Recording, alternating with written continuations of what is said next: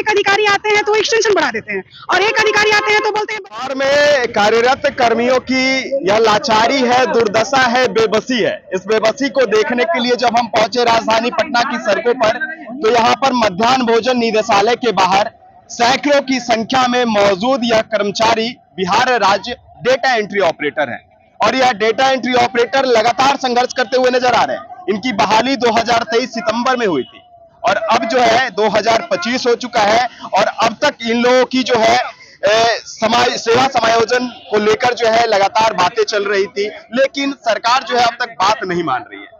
हम जानते हैं कि और क्या क्या मांगे हैं, क्या डिमांड है, जो सरकार अब तक सुनने को राजी नहीं हो रही है। क्या कहना है आप लोगों का? हम लोगों का कहना यही है कि निदेशक महोदय के द्वारा हम लोगों को बजट का हवाला दे करके हटा दिया गया है, जबकि निदेशक महोदय के द्वारा ही हम लोगों का एक्सटेंशन किया गया है।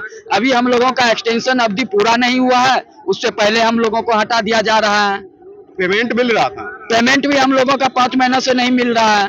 तो क्या मतलब इसके अंदर का जो लूप होल है, किसका गड़बड़ी लग रहा है आपको? ये सरासर गलती निदेशक महोदय का है, और हम एसीएस से महोदय से भी कहना चाहेंगे कि इसको संज्ञान में ले। एसीएस महोदय का भी एक चिट्ठी है 315, उसमें उन्होंने स्पष्ट किया हुआ है कि जिसका एक्सटेंशन सेवा अवधि विस्तार है उसको नहीं हटाया जाए, लेकिन उसके खिलाफत भी ये लोग लेटर को निकाल दिए हैं। एसीएस अधिकारी ने चिट्ठी जारी कर दिया, फिर भी उसके विरुद्ध काम हो रहा है। 315 लेटर के विरुद्ध भी इन लोगों ने चिट्ठी को प्रकाशित कर दिया, और हम लोगों को निकाला जा रहा है, और हम लोगों को रोड पे लाके खड़ा कर दिया गया है। कहाँ से हैं आप? हम सहरसा से हैं। कार्यरत कहाँ पर है? कार्यरत सहरसा में ही है, डीओ ऑफिस में है। एक तरफ मुख्यमंत्री हमारे कहते हैं कि हम रोजगार दे रहे हैं, दूसरी तरफ यहाँ रोड पे युवाओं को बेरोजगार कर रहे हैं। तो मैं माननीय मुख्यमंत्री जी से पूछना चाह रहा हूँ कि ये कैसा रोजगार आप दे रहे हैं? ऐसी रोजगार आप दे के आप क्यों लोगों को ये कर रहे हैं? युवाओं को जो कल मरने के लिए तैयार है, जो खाने के लिए ये है, उन लोगों के साथ इस तरह का अत्याचार क्यों? क्या देखिए कुछ बहनें भी है यहाँ पर। कहाँ से आई है? मैं सर सासाराम रोहतास से आई हुई हूँ। क्या डिमांड जो है आप लोगों की पूरी क्यों नहीं हो पा रही है? सर अब तो ये सिस्टम का ही कुछ गड़बड़ी लग रहा है कि अब अंदर क्या है ये तो पता नहीं चल पा रहा है। आधा कर्मी हट रहे हैं, आधा कर्मी रह रहे हैं, जबकि एक भीसी हुई थी एसीएस साहब का 22 फरवरी को, और 24 को हम लोग को 491 लेटर से ये हवाला देके निकाला गया था कि बजट आपके पास नहीं है। तो हम ये पूछना चाहते हैं कि बजट नहीं है तो एक अधिकारी आते हैं तो एक्सटेंशन बढ़ा देते हैं, और एक अधिकारी आते हैं तो बोलते हैं बजट नहीं है। ऐसा तो भाई नहीं है। आप भी पढ़े लिखे हैं, हमसे तो ज्यादा ही एजुकेटेड हैं आप। कोई पॉलिसी बनती है तो सब चीज पॉलिसी बनती है तो सब कुछ देख करके, सारा पढ़ करके, रीड करके बनती है, तो फिर ऐसा तो अचानक नहीं हो जाता है। और आपको पता होगा कि ये 2025 में सबसे ज्यादा शिक्षा विभाग को ही बजट मिला है, और इस बजट में हम लोग को बोला जा रहा है कि बजट नहीं है आपके लिए। ऐसा अत्याचार क्यों हो रहा है? इतना बरबोलापन अगर शिक्षा विभाग के अधिकारी करेंगे, कर्मचारी करेंगे, तो फिर पूरा बिहार का क्या हाल होगा? हश्र होगा। और इस पे प्रकाश डालने की बात है, क्योंकि पहले जो अधिकारी लेटर जारी करते हैं, उसी लेटर के विरुद्ध में इस तरह की घटना सामने आती है, जब यह लोग बेबस हो जाते हैं और सड़कों पे उतरते हैं। आप लोग का जो पेमेंट की बातें है, सेवा समायोजन की बात है, ये पूरे 6 मंथ से सर पेमेंट नहीं मिला हुआ है। निर्देशालय से पेमेंट चला गया है, वहां से फिर जिला स्तर से भी कंपनी को कर दिया गया है, लेकिन अभी तक ये बोल करके कि कभी हमारे अकाउंटेंट नहीं है, ये नहीं है। हम लोगों को ये डर है कि हमारा पेमेंट भी नहीं मिलने वाला है। तो आखिर हम लोग ये चाहते हैं कि हमारा सुनने वाला कौन है? इस सरकार में एक तो आप रोजगार दिए, छीन लिए, उसमें भी जो हमारा काम है, जो हमारा वेतन है, जो हमने कार्य किया हुआ अपनी मेहनत की कमाई के लिए, हमको गिड़गिड़ाना पड़ रहा है, आपके दरवाजे तक आना पड़ रहा है।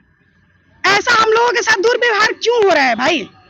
यहाँ रोजगार ही बहार ही है, नीतीश जी बोल रहे हैं, हर जगह प्रगति यात्रा हो रहा है। ये है प्रगति? देखिए बिहार की प्रगति, देखिए कितने युवा सड़क पे हैं। बेटी बचाओ बेटी पढ़ाओ, देखिए यहाँ पे मैरिड महिला से लेकर के अनमैरिड सारी महिला, अधिकतर महिला है यहाँ पे। किस तरह का न्याय हो रहा है? अंदर जब है डायरेक्टर नहीं मिलते हैं, वहां जाइए एसीएस साहब बोलते हैं कि हम नहीं जानते हैं। हर जगह बोल दिया जाता है, अपने विभाग में जाइए, अपने यहाँ तो बोलते हैं कि हम तो नहीं पता चलता है। लोग कहते हैं कि 20 साल में बहुत कुछ बिहार में बदल गया, कुछ नहीं बदला। क्या बदला है?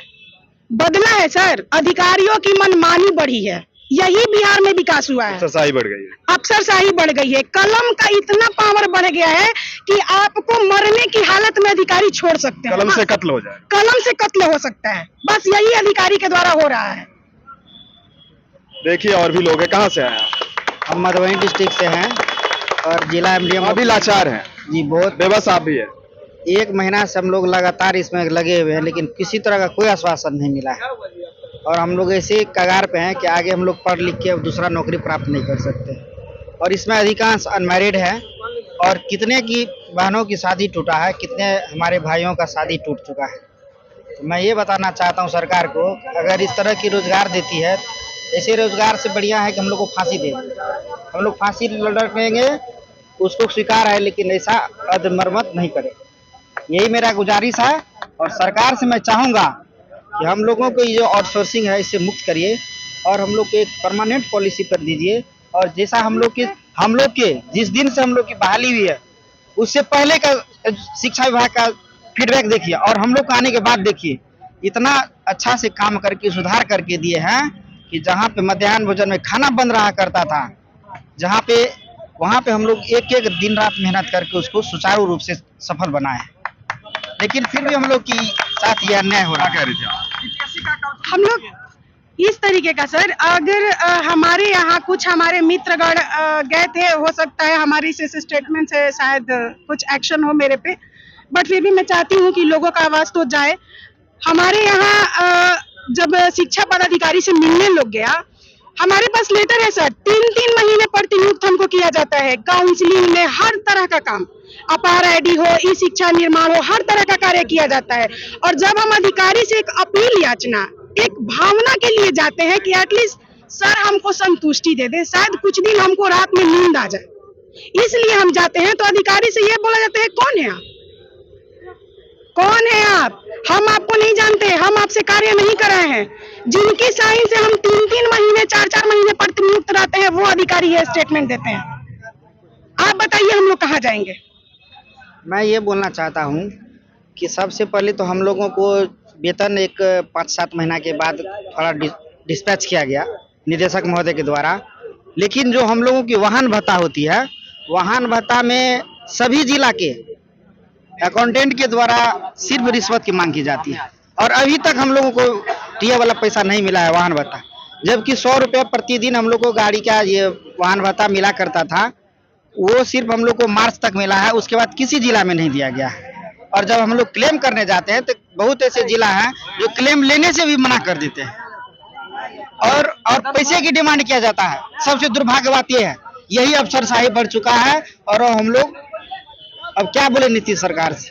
चलिए, उन्नत बिहार, शिक्षित बिहार का जो आप बड़े बड़े बैनर्स पे होर्डिंग देखते होंगे, हेडिंग्स देखते होंगे, वह कितना उन्नत और शिक्षित बिहार है उसकी हस्र देखिए। यहाँ पर जहाँ पर हाथों में महिलाएं जो है बिहार हो रहे हैं बेरोजगार, कौन गुनहगार, बोलिए नीतीश कुमार ये जवाब मांगना चाह रही है सरकार से। बिहार में 20 वर्षों से जो सरकार सत्ता पर बैठी है, उनसे यह प्रश्न कर रहे हैं कि हमारी सेवा समायोजन की बात रख लीजिए, हमारी वेतन वृद्धि की बात रख लीजिए, हमारे जो समय पर वेतन भुगतान नहीं किया जा रहा है, बेटियों का घर में शादी टूट जा रहा है, बहनों की घर बर्बाद हो जा रही है, इन सभी का हकदार कौन है, यह पूछना चाहती है। और मैं भी पूछना चाहता हूं, क्योंकि बिहार में इस साल जो है विधानसभा चुनाव है और 2025 विधानसभा चुनाव के मद्देनजर इन लोगों की क्या सरकार की नजरें इन लोगों पर गिरेगी? नहीं। बाकी आप इस वीडियो को देखते रहें और चैनल को सब्सक्राइब करें, ज्यादा से ज्यादा वीडियो को शेयर करें।